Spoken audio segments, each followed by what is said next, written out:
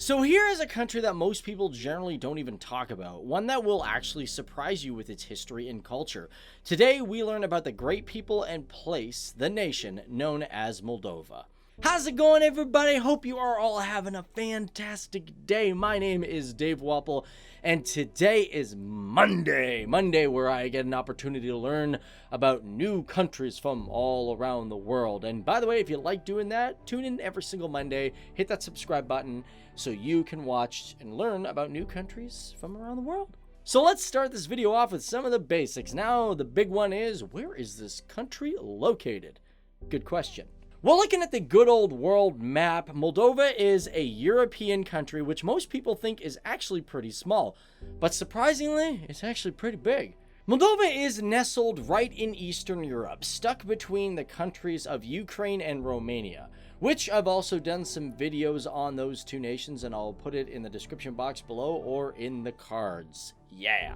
Now, unfortunately, Moldova is a landlocked country and does not have any form of shoreline. The shoreline to the east on the Black Sea is the area that Ukraine owns. However, it's one of the few countries in all of Europe that only has borders with two countries. The other countries within Europe are places like Sweden, Liechtenstein, Estonia, and the Netherlands, which also done videos on those.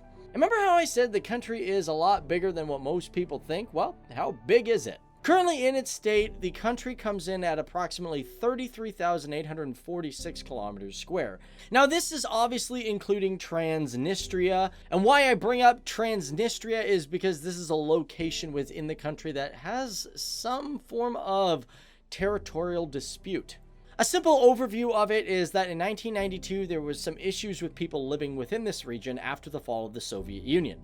Pretty much, the Moldovan Soviet Socialist Republic didn't want to be part of Moldova, and this erupted into a conflict. In today's world, it's classified now as an unrecognized state that's split off from Moldova, but Moldova hasn't recognized that, and because of that, in the United Nations, it says, no, I'm sorry, but you're still part of Moldova. You can't just say we're our own thing. It doesn't work that way. Which reminds me, I might eventually in the future talk about this issue because I like getting into those sort of topics. So if you're interested in that, just give it a like button and the thumb, down there. That being said, with this chunk of land, Moldova sits at approximately 135th in the world. However, without Transnistria, it would come in at 29,683 kilometers square. Now, this country also has a water percentage of approximately 1.4%. And speaking about water, did you know that most of the water supply comes from underground sources? One major problem, however, within Moldova in its current state is soil and water pollution. Now, these are certain locations within the country where there were heavy pesticides that were used during the Soviet rule, and some of these pesticides were even in fact banned by the West. And it's said that within the early 90s, Moldova used 20 times more pesticides than any other Soviet state country. Unfortunately, this issue is not just only within Moldova. Other countries that were a part of the Soviet Union have this problem as well. Now, here's a really funny thing. The country known as Moldova gets its name from the Moldova River. However, the Moldova River is located in Romania and is nowhere near, well, it's near, but not that close to Moldova. I always found that kind of bizarre. Of course, at one point, Moldova was the Moldavia territory, which was a really big region in Europe until it had a union with Wallachia in 1859. All right, now let's just jump back to the numbers game for a bit. Let's talk about population. In today's world, including Transnistria, it has about 3,350,900 people, which makes it have a density of 75 people per square kilometer.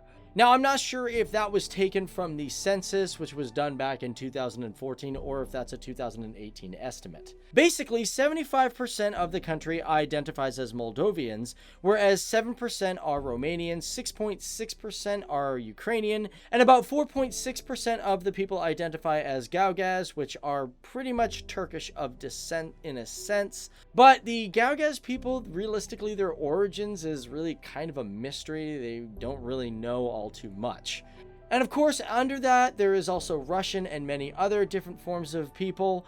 But for religions, I don't know what you guys guessed, but believe it or not, 93% of people identify as Orthodox Christians. That's right.